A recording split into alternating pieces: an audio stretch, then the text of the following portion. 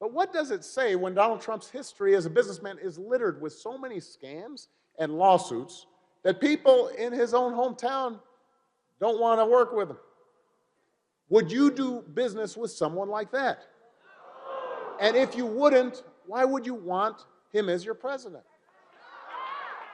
Regardless of what your party affiliation is. If you're a union member, think about who's more likely to look out for your interests. Somebody like Kamala, who has stood up for working people all her life, or somebody like Donald Trump, who has encouraged union busting and stiffed his own workers. If he cheats them, what's he going to do for you?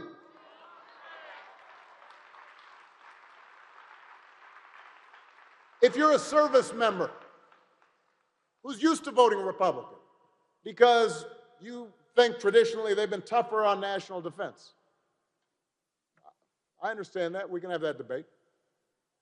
But what does it tell you that some of this country's most decorated soldiers and Marines, men who served under Donald Trump as his chief of staff, as the chairman of the Joint Chiefs, have seen Donald Trump up close, and they have said that he is scornful toward those who have made the ultimate sacrifice, that he does not understand the concepts of duty and honor, and that he is not fit to serve as our commander-in-chief.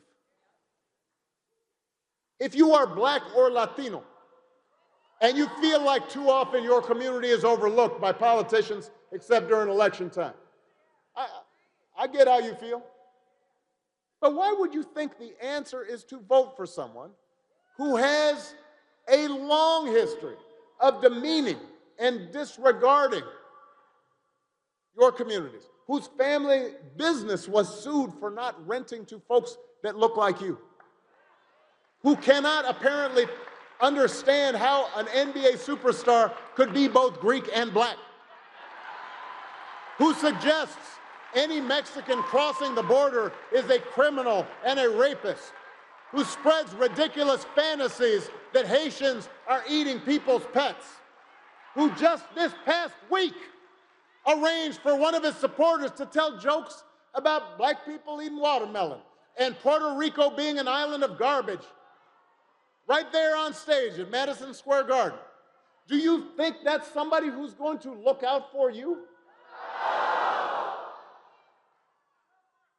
Maybe you're Muslim American or Jewish American, and you are heartbroken and furious about the ongoing bloodshed in the Middle East and worried about the rise of anti-Semitism. Why would you place your faith in somebody who instituted a so-called Muslim ban, who sat down for pleasantries with Holocaust deniers, who said that there were very fine people on both sides of a white supremacist rally?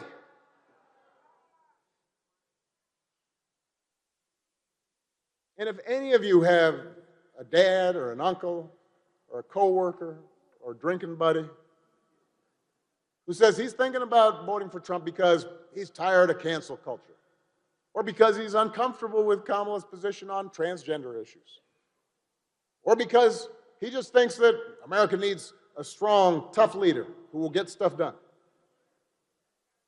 you might want to ask them, with respect and with love, what evidence do we have that Donald Trump actually got stuff done?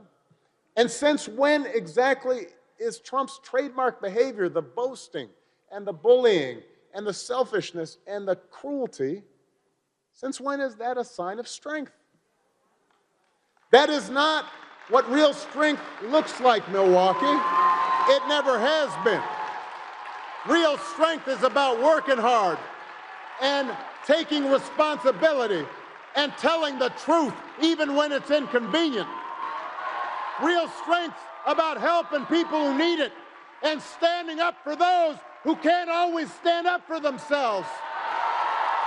That's what we should want in our daughters and in our sons, and that's what I want to see in the President of the United States of America.